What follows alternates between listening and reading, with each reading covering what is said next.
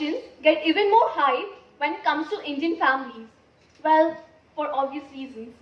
Even I went through this question not once, not twice, but several times.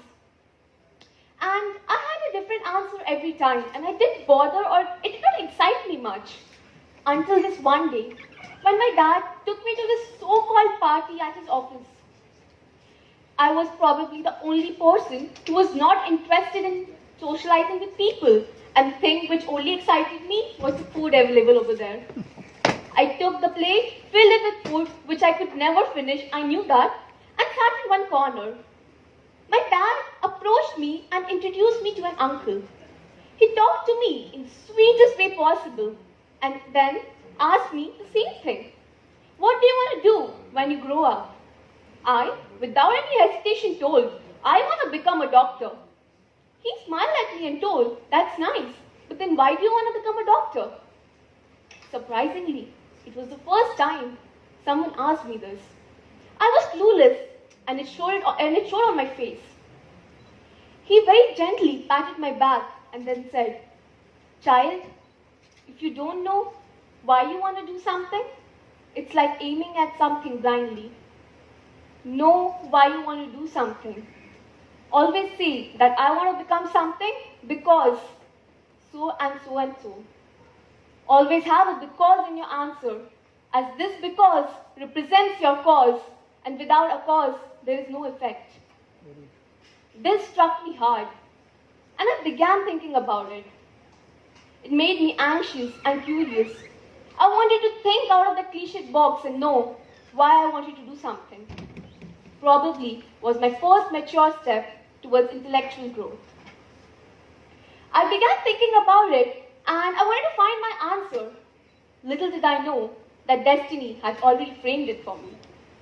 Soon summer vacations were going to start and we were going to visit my granddad's place, which is in a small village in Jharkhand. The place is a very conservative place with meager number of people who had anachronic thoughts. I was well aware about it because my parents had talked to me about it several times and I also have experienced it many times. I didn't like visiting that place because of the people over there, but still, beside all these setbacks, two things which always excited me to go there were my grandparents and Sarla auntie. She was like a family member to me who took care of me when I was born and when my mom and dad were away for work. Her warmth made me feel secure when no one was around me.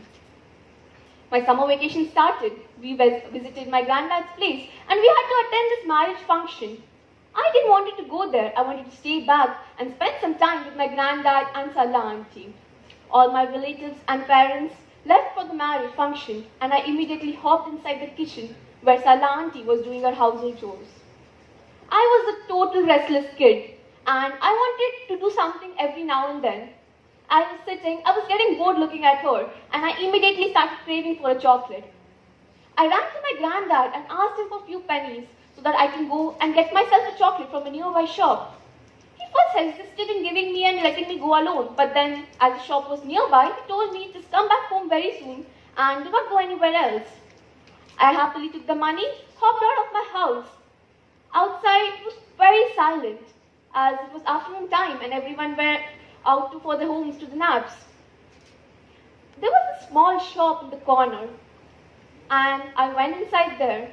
There was an uncle of probably middle age sitting. I went inside and told, Uncle, can I please get that chocolate? He told me, come inside and tell me what chocolate you want. He talked to me very nicely.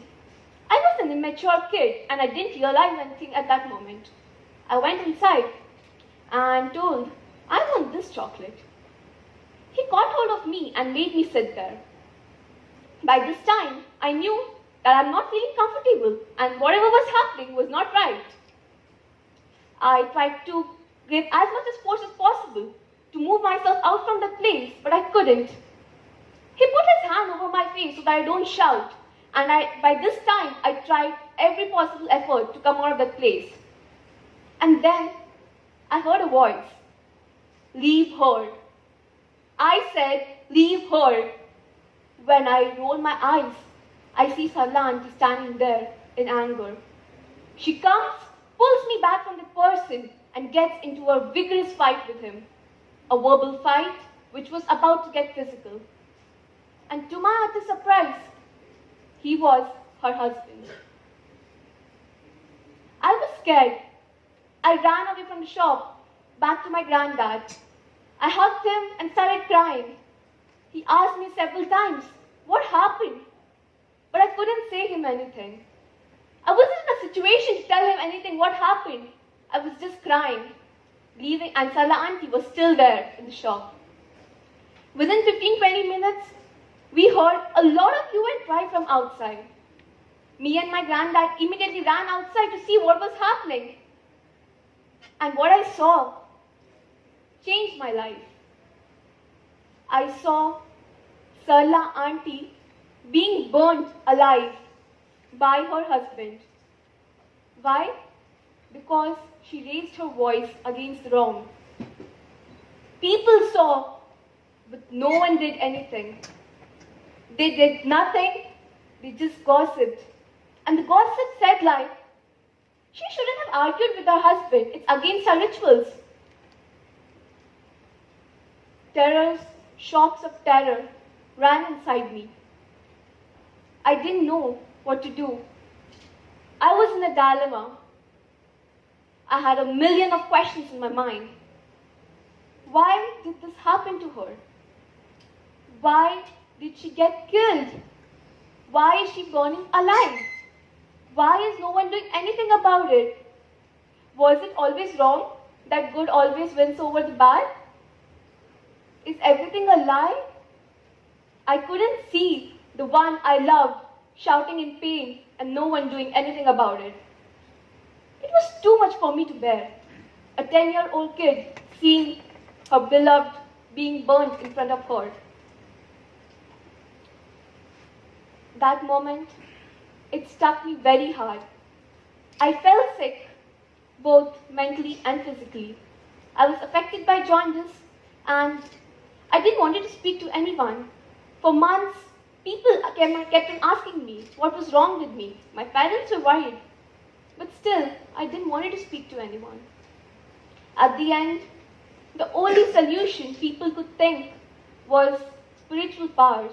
My mom, being very religious, took me to this temple where they say that the priest, by his spiritual powers, can cure any disease. We went to the temple. I sat in front of the priest and he started enchanting the prayers. But I paid no attention to it. I just kept on staring down because it made no difference to me. By the end of the prayer session, he asked me, "Are you searching for something? You look lost." I nodded my head. I didn't want to speak a word. He then again asked me, "My child, are you searching for something? If you are searching so, I might help you." I again nodded my head, but he didn't look convinced. He then told me, "If you're searching for something and you cannot find it, then probably that thing doesn't exist and it's time for you to create it." This thing reminded me of the uncle I met at the party who told me to find a cause. When the priest told me that a thing doesn't exist and it's time for me to create it, the only thing I could think was maybe my answers don't exist and it's time for me to create them.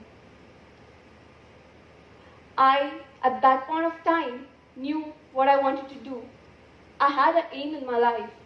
I had a goal to give justice to each and every person like Sarla auntie who were a victim of bad laws of our country because it was their right and my duty. I knew what I wanted to do. I knew my cause and I wanted to stick to it. I knew I might not be able to change every clever thing in the society, not change the mindsets of people, but if I could make even, my small efforts could make even smallest difference towards thinking the perspective of people and make a good, and take it forward to a good change, it would be a big thing. People say such incidents are common in India, but do you realize why is it common? It is because of our ignorance. We ignore it and that's why it looks common. If we take up the cause, even the smallest thing, which we feel is small, but it's not, might make a great difference. Imagine something same happening to your loved ones. It gives me goosebumps and reminds me of Sarla Auntie. Remembering Sarla Auntie keeps the fire inside me burning because it reminds me why I started and what made me do so.